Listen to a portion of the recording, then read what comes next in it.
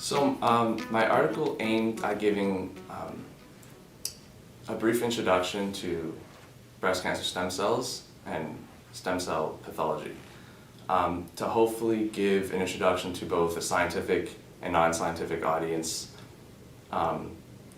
enough foundation on these topics so that I can introduce my personal research project and describe its implications in cancer research thus far. So I think I'll give a summary of my article in a similar manner. So to start off, breast cancer is a major cause of cancer-related deaths amongst women in North America. It causes over 5,000 fatalities in Canada and 40,000 in the US annually. And although these results sound staggering, they actually represent less than half of the total cases of breast cancer that occur. And this is because of recent advances made and breakthroughs made in cancer research that allow oncologists and doctors to make and improve chemotherapeutic strategies and regimens and improve patient prognosis. But at the same time, 30% of breast cancer patients treated for early stage disease with conventional chemotherapies and endocrine therapies still relapse and experience recurrence. So without going too much into the epidemiology about breast cancer, I just wanted to show that these statistics show that it's a very complex and multifactorial condition. And this is because primary tumors have such diverse heterogeneity and they have such a discrete array of gene expression profiles and cell morphologies. So investigators are trying to categorize and classify these different subsets of breast cancer so that targeted specific therapies can be made for more or less metastatic breast cancer, for example. So nevertheless, in the past decade, a small subset or a minority of cells, termed breast cancer stem cells, or tumor-initiating cells, has been identified. They've been functionally classified. And the leading hypothesis now is that these cells are responsible for driving tumor metastasis and are responsible for the recurrence that occurs in tumors following remission of the initial tumor. Now, I mentioned in my article that normal human stem cells play vital regenerative roles in our bodies, and this is true. Normal stem cells play essential roles ranging from embryonic development to organogenesis, tissue regeneration, and even wound healing. And the key to their potential lies in their capacity for unlimited self-renewal and multilineage differentiation into any of the types of cells in the tumor or the tissue. So the problem arises when these cells turn malignant by aberrations caused by an accumulation of genetic mutations that occur due to chemical mutagens or radiation or even viral infection. And when this happens, this population of cells retains the stem cell-like characteristics, but now they have a dysregulated cell cycle function. And they also retain the ability to resist chemotherapies and radiotherapies. So this is where the cancer stem cell hypothesis predicts that this minority population of cells is capable of unlimited self-propagation of the cancer, but also gives rise to a population of phenotypically diverse but non-tumorigenic differentiated cells that make up the bulk of the tumor. And this is what we find in human and mouse tumors.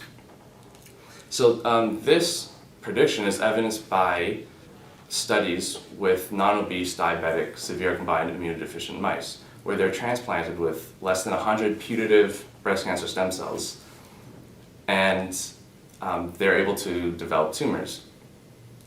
But whenever these cells are serially passaged into subsequent mice, the tumor still develops, but also gives rise to this population of differentiated tumor cells.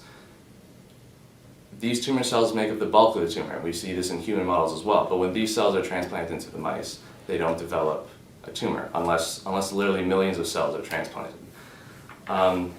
So the successful elimination of a cancer requires anti-cancer therapy that affects this differentiated tumor population, but also this potential cancer stem cell population.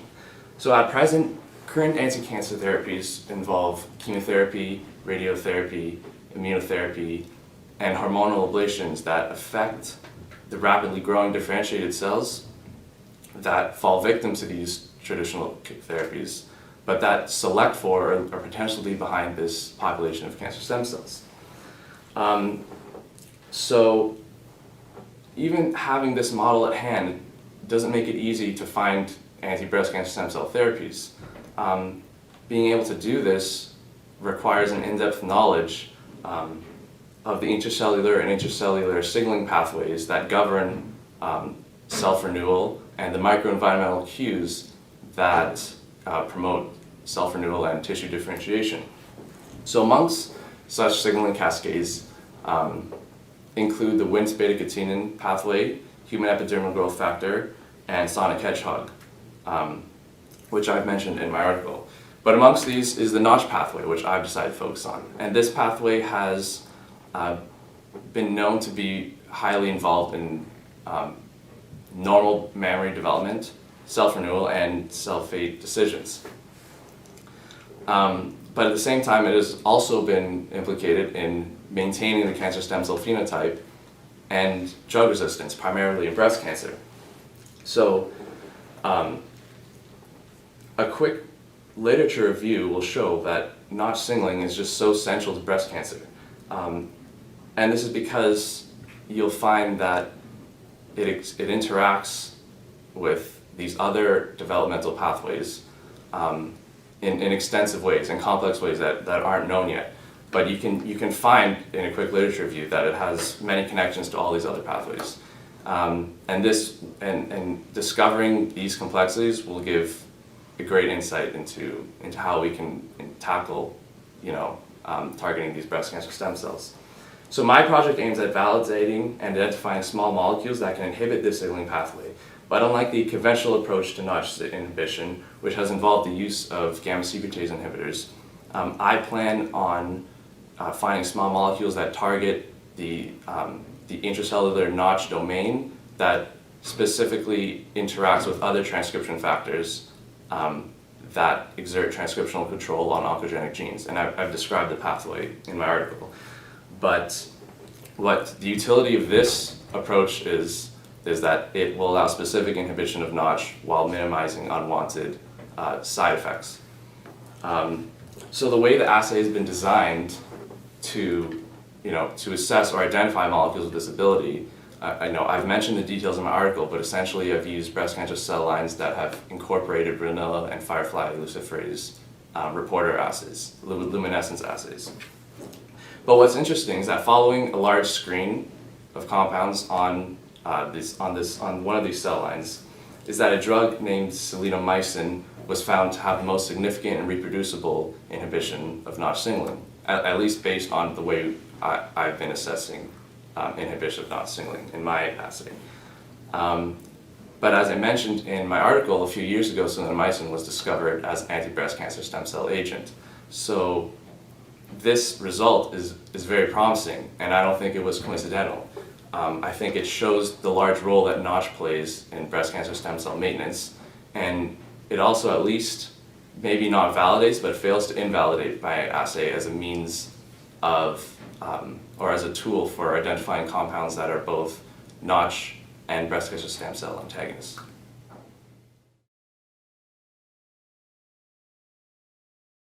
So I think it's rather unlikely, given the uniqueness of each breast cancer patient's malignancy in terms of severity and prognosis, tumor grade, and just the overall characteristic heterogeneity associated with primary tumors, that we're going to find, that elusive magic bullet that is the be-all, end-all to breast cancer treatment.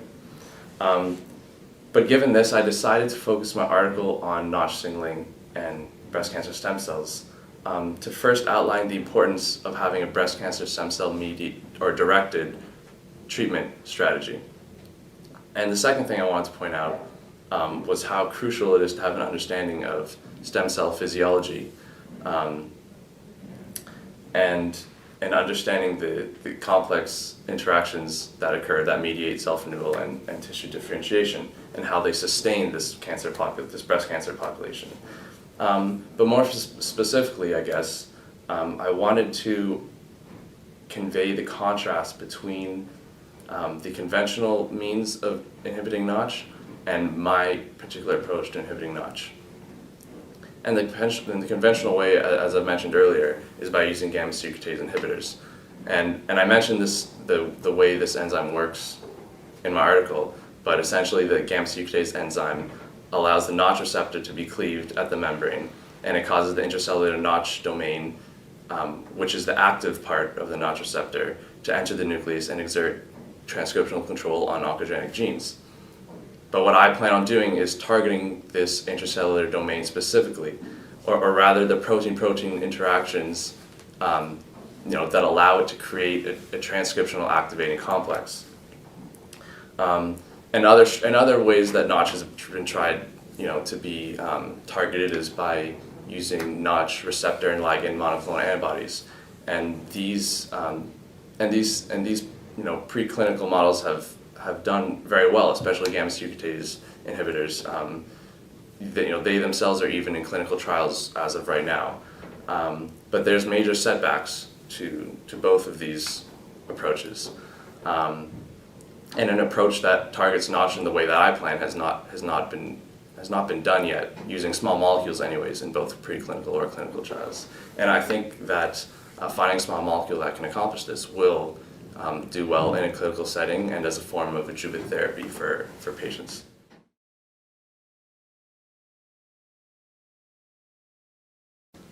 I think the general takeaway message from my article is that uncovering the complexities and dynamics of breast cancer stem cell physiology will provide the clues needed to develop effective therapies against it. And it will allow us to establish specific targeted therapies on a patient-by-patient basis. And I think that is the way that the battle against breast cancer is going to be won, by targeting or treating patients' specific malignancies rather than breast cancer in general, and by individualizing medicine. As our knowledge of stem cell biology increases every day, we can better optimize the formula for creating chemotherapeutic regimes for patients and to better their prognosis. And in this manner, with this knowledge about stem cell physiology, we can forfeit chemotherapy administrations to patients who we know have a very high prognosis, and this will relieve them from the acutely toxic side effects of many chemotherapies. But perhaps more importantly, it will just relieve them of the emotional burden that chemotherapy has on these patients. At the same time, this knowledge will allow us to recognize poor prognosis patients, and recognize that their malignancies need to be treated immediately and aggressively to prevent recurrence.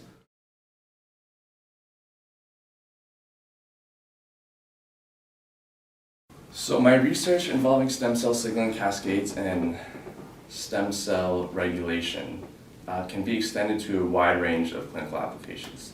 And this is because these fields are rapidly evolving fields, especially in the last decade. And they have enormous implications with regards to disease-free and recurrence-free survival and regenerative medicine.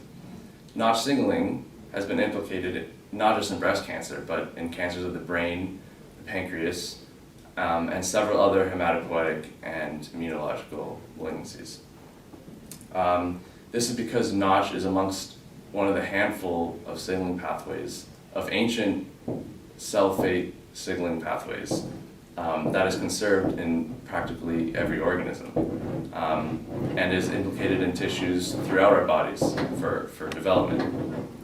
So understanding how Notch and similar signaling pathways create a signaling network that regulates self-renewal and tissue differentiation will provide a massive leap in cancer therapy.